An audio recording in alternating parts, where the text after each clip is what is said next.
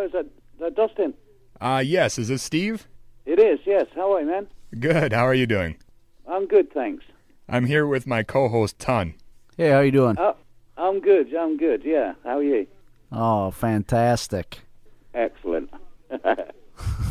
We were having trouble properly manipulating the phone, so... Yeah, that's modern technology for you. Yeah.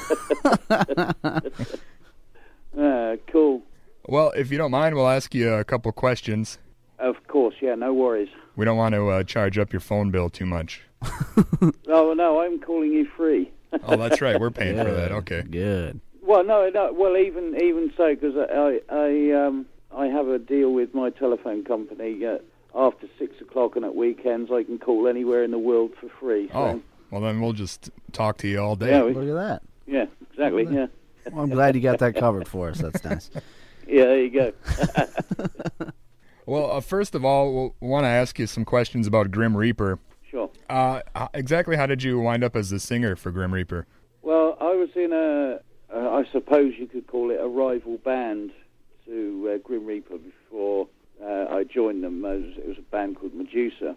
And basically, I've known Nick for quite some time. And I suppose the one day he called me up and he was drunk. And he was like, you know, man, it'll be great. This will be great. This will be good. You know, and he didn't really say anything to me, you know. And I thought, now Nick doesn't ring me for no reason. And then the following day, he phoned me and apologized and said, "Oh, sorry, man, I was really drunk yesterday, and I basically wanted to say, look, I want to totally start again with Grim Reaper. I want to start all over again. I want you to sing for me." And that was it, basically. That's how I joined them. And I always did say, if you know my band split up, I would like to join Grim Reaper because I liked the way they sounded, and I liked Nick's playing, and I always got on with Nick. And so, you know, that's what I said. Of course, you know, eventually it happened. And you guys were part of that famed, the new wave of British heavy metal, I guess they call it. Yeah. Yeah, so they call it, yeah. What was it like in those early days?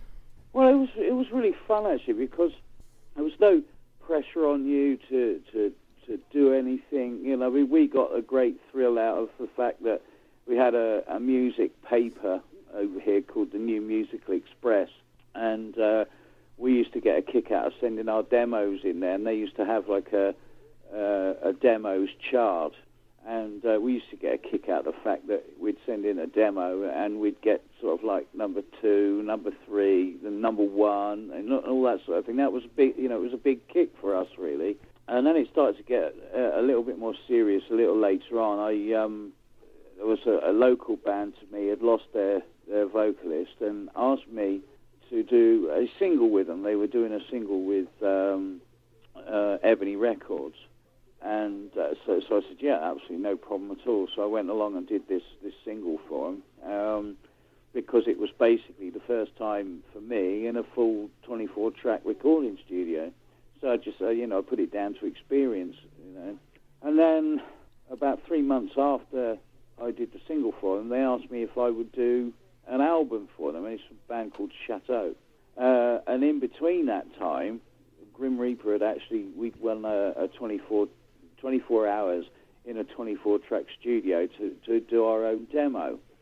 So we'd done that, and then these guys asked me to do this album, Chained and Desperate, Chateau. And I said, yeah, no problem, I will do that. So I went and did it, but I took the Grim Reaper demo to Ebony when I went up there and gave it to him, and 6 weeks after that we were signed to Ebony Records. So and that was all sort of quite a, I don't know, an exciting time for us because, you know, it felt like somebody believed in us enough to want to go, you know, to want to sign us. So it was, again, you know, it was a quite exciting thing.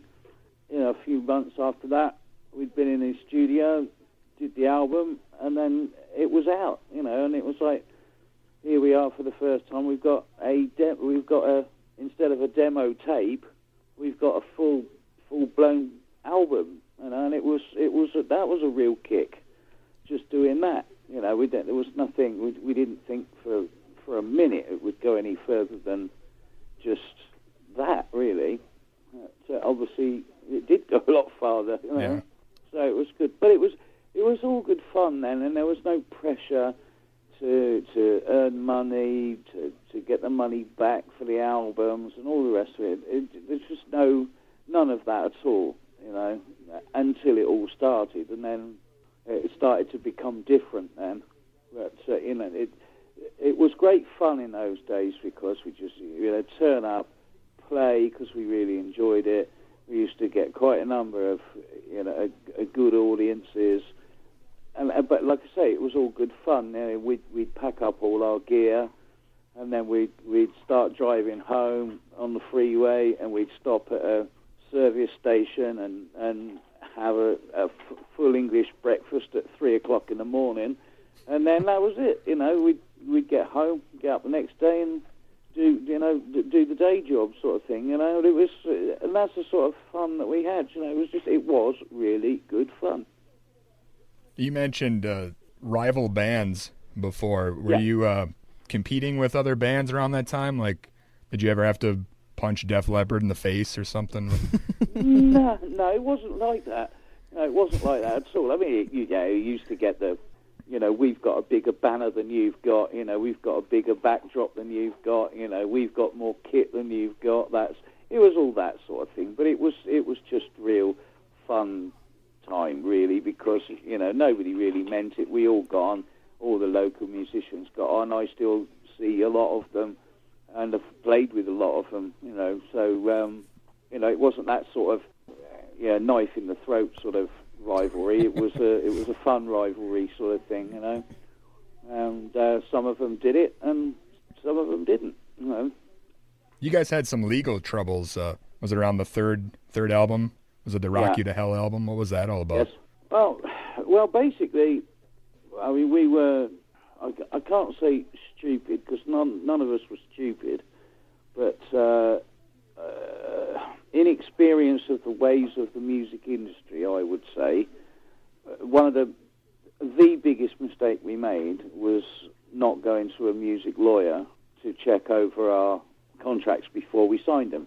And basically, that was the start of everything bad. RCA were releasing the albums in the States, but they were paying Ebony Records a huge amount of money for that privilege, and we didn't see any of it. And then all of a sudden, we found out that was all going on. Well, we should have been having a chunk of that, you know. Yeah. And so on the last, we went and did the last album for Ebony Records, and we said, well, you know, we know how much you're getting for this album. We want our percentage of it. You've got 30 days to produce it. And basically they didn't. And that was enough to well, in our eyes and our American lawyers through RCA, was enough for us to say, right, well, you know, you're in breach of contract and we're leaving. So that's what we did. And then we re-recorded the last album with RCA. But obviously, Darryl Johnson of Ebony Records didn't see it that way and tried to sue us. And did, in actual fact, serve lawsuits against us all, including RCA. But it never really got any further than that. But it did stop us doing anything else for quite a while. You know, that was the problem. That was why Grim Reaper disappeared. I think RCA didn't want to touch us again because of the legal problems. And to be fair, I don't think those legal problems got finalised for about another 7, maybe 8 years. Wow. When my own lawyer said, well, this is ridiculous. We shouldn't be at this point still. It should be gone. Because Ebony Records had gone bust. You know, they'd gone bankrupt. And so, you know, there was never ever going to be any fighting from his half. So that's what we did, really. But that's what ruined Grim Reaper. That's what stopped it from us going any further, was that lawsuit, which was a shame. Yeah, you have a whole album recorded that was never released around that time? We did have one ready to go. Yeah, it wasn't recorded; it was demoed, but We never did release it. And then people start. Well, I was the first one to leave because I had an offer from another band who were signed to Polygram, and they wanted me to front them. They wanted to wage me and the whole issue, and it was too good. I just didn't want to sit around anymore doing nothing, basically. So I took that job, and then eventually everybody went their own separate ways and did whatever they wanted to do, really.